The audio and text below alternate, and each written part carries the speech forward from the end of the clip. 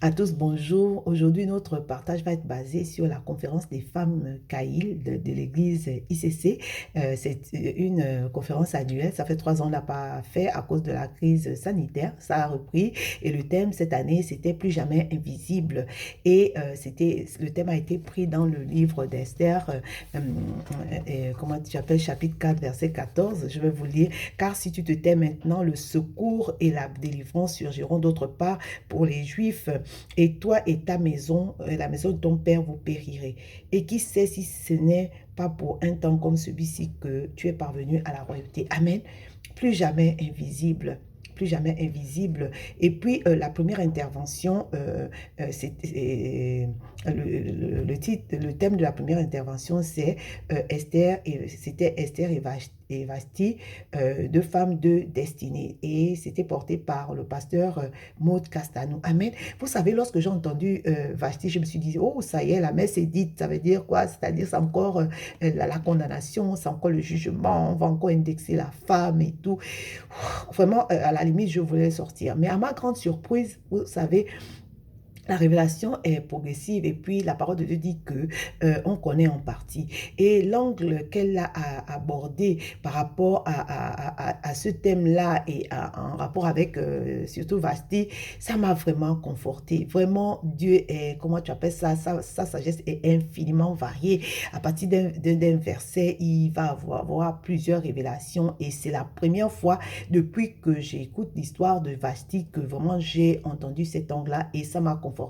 Ça m'a conforté parce qu'en ce moment même, je partage sur le fait d'être rempli et conduit par le Saint-Esprit. Vous allez comprendre pourquoi. En fait, ce qui m'est revenu, hein, je vais vous mettre le lien de l'intervention du pasteur dans la description.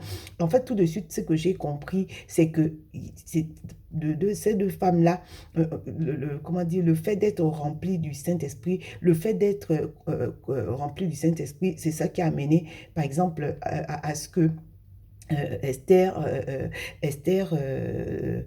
comment tu appelles ça, a eu la victoire et sur Aman et les plans de l'ennemi et qu'elle a pu, qu'on puisse parler d'elle encore aujourd'hui. Amen.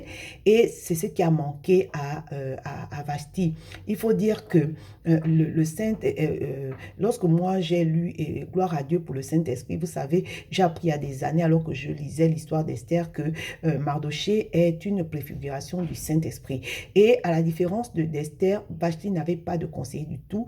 Et le Saint-Esprit, vous êtes d'accord avec moi que c'est le conseiller par excellence. Et sa volonté, c'est de nous conduire. Il dit dans le psaume 32, 8, il dit que je t'instruirai, je te conduirai, je te montrerai la voie. Amen. Et il est dit qu'il va nous enseigner toutes choses, il va nous conduire dans toute la vérité. Il est vraiment le conseiller par excellence. C'est ça qui a fait défaut à Vashti. Et puis, tout ça pour dire, ça m'a reconforté parce que, voilà. Et il y a ça, on va dire, et on a fait intervenir au milieu de tout cela. Elle nous a demandé de remonter le temps à aller dans 1 Samuel 25 parler. On a pris là-bas Abigail, qui est une femme sage, vraiment. Si vous il faut lire l'histoire d'Abigail. Moi, par rapport au format que j'ai, je ne peux pas vous la lire. Voilà. Bon, il se trouve que l'angle qu'elle a abordé, c'est que vraiment, il n'y avait pas de condamnation dedans. Hein. Moi, ça m'a fait penser à lorsqu'on a amené Jésus, la prostituée, et qu'il a fallu que les hommes voulaient qu'on la lapide parce qu'on l'a surpris en plein délit d'adultère et tout ça. Mais vous savez, les hommes sont vicieux parce que à la vérité, où était l'autre pour commettre l'adultère, il faut 2 personnes. Et puis, ces gens-là, à la vérité, donc c'est des voyeurs alors. Ils étaient là et puis, voilà, c'est vraiment des vicieux. Mais qu'est-ce que Jésus a dit? Il a dit que si quelqu'un n'a pas commis de péché, qu'il lance la première pierre, tous sont partis. Et c'est dans cet angle-là que moi, je me suis vraiment sentie forte. Hein. Je me suis sentie forte parce que... à la vérité, Vasti, quand le pasteur a mené ce qu'elle a reçu, c'est que Vasti n'était pas quelqu'un d'insoumise. Elle a, ce jour-là spécialement, elle a eu un ras-le-bol. Un ras-le-bol à chaque fête, comment dire, de défiler devant des personnes ivres et en petite tenue, non seulement des personnes à qui elle appartient à son mari, mais il a fallu qu'au milieu d'une multitude d'hommes, à chaque fois, elle le fasse et elle en a eu marre. Elle en a eu marre. Mais elle a exprimé ce ras-le-bol-là de la mauvaise façon. Parce que, à la différence d'Esther, elle n'avait pas de conseiller. Et l'oratrice nous a amené à remonter le temps et on a fait surgir du temps Abigail, qui est une femme sage par excellence, amen, remplie du Saint-Esprit, parce que son attitude dans la gestion de son mari, qui était un mari difficile et méchant, montrait que c'était une femme remplie d'esprit. J'ai pu voir, par exemple, que elle était, malgré que son mari était comme il était, elle était solidaire de lui. Lorsque il a eu à poser un acte, il a refusé d'aider David et ses hommes, elle n'a pas accusé son mari. Elle sait vraiment, puisque la parole de Dieu dit que les deux formeront une seule chair. Elle était un avec son mari. Au-delà de ce qu'il était, une méchante personne qu'il était, elle s'est vraiment identifiée à lui.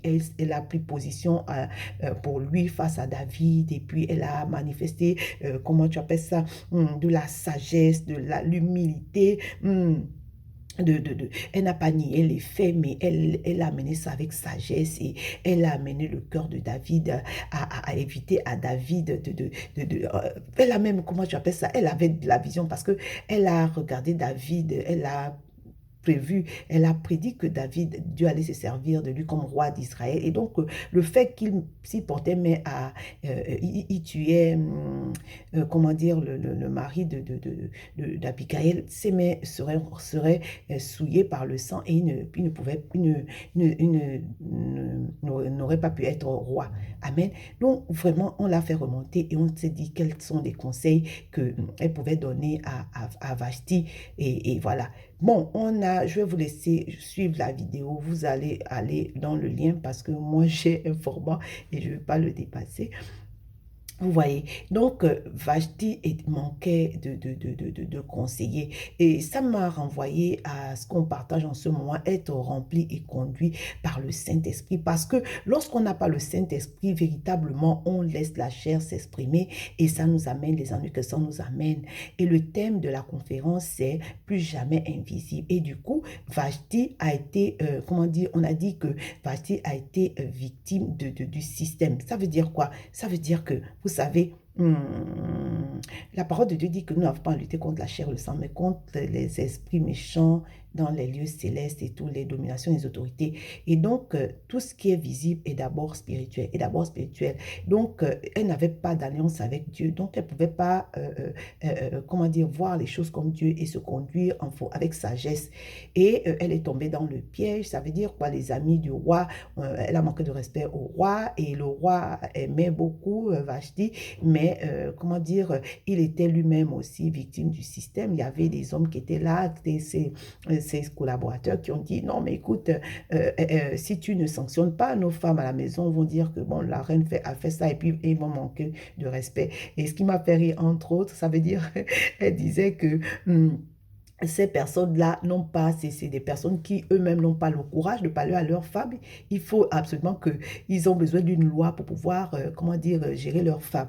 Et ils ont amené le roi à prendre une décision. Vous savez, on dit que la parole du roi est loi. Lorsqu'il a dit, il a dit. Et puis, voilà, donc ils lui ont fait faire voter une loi.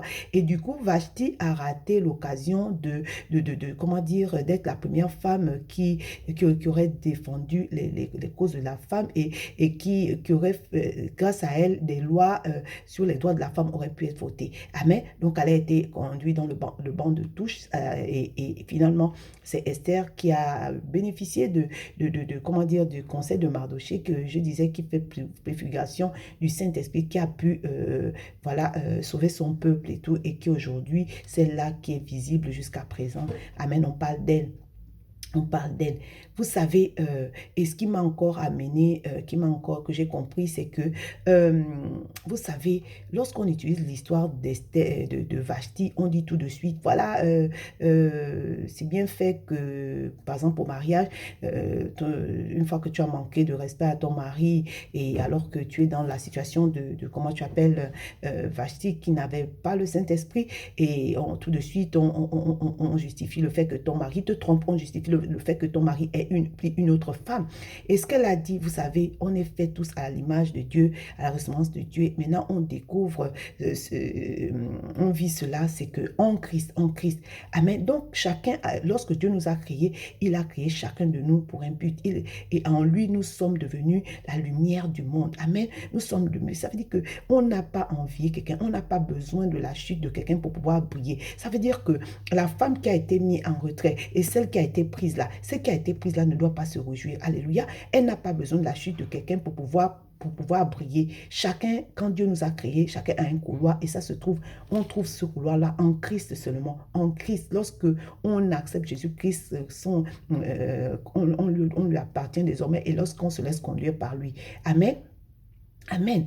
Amen. Donc, comment tu appelles, on n'a vraiment pas besoin, chacun de nous, Dieu dit qu'il nous a créé à sa ressemblance, il dit que nous sommes des créatures merveilleuses. Lorsqu'on n'a pas Christ, on ne réalise pas ça. On pense qu'on doit écraser l'autre pour pouvoir briller, pour pouvoir, comment dire, paraître. Non, on n'a vraiment pas besoin de ça. Chacun de nous a un couloir. Tu n'as pas besoin de prendre la place de la femme, de quelqu'un pour pouvoir briller. Non, ce n'est pas possible. Dieu nous a créés, chacun de nous a un couloir, chacun de nous, Dieu a prévu des œuvres bonnes pour que nous pratiquions. Donc, il ne peut pas avoir de jalousie possible. Chacun a un couloir et chacun peut briller, a été créé pour briller. Pour briller. Même toi qui ne connais pas Christ, tu es potentiellement une lumière, tu es potentiellement visible. Donc, pour que tu rentres dans cela, il va falloir accepter Jésus-Christ comme ton Seigneur et Sauveur. Amen. Et ça nous conforte dans ce qu'on est en train de partager, c'est-à-dire qu'on a vraiment besoin du Saint-Esprit. On a besoin du Saint-Esprit. Vous savez, les gens sont prompts à critiquer les femmes mariées. Même l'ennemi de la femme, même c'est la femme elle-même. Vous savez, il y a des gens, par exemple, qui disent que, ah oui, tu vis ce que tu vis parce que tu ne travailles pas. Comme si le travail pouvait régler ton problème dans le foyer. C'est le Saint-Esprit, c'est Dieu qui règle. Il y a les gens, parce qu'ils ont des moyens, ces personnes-là voyagent, et puis elles sont là, elles passent tant de temps hors du foyer, et puis lorsqu'on se revoit, tout va bien, mais il n'y a rien qui est réglé. Il n'y a rien qui est réglé. Et toi, tu es au front, tu es là, tu tombes, tu te relèves, tu tombes, tu te relèves, tu fais, tu corriges. Et c'est à toi qu'on vient donner des leçons. Hein? Tu es marié et puis tu es parti de la maison et le divorce n'a jamais été prononcé. Et lorsqu'il arrive que, par exemple, il y a la disparition du conjoint ou je ne sais pas trop quoi, tu viens dire, par exemple, que je suis restée mariée avec mon mari 50 ans. À quel moment? À quel moment?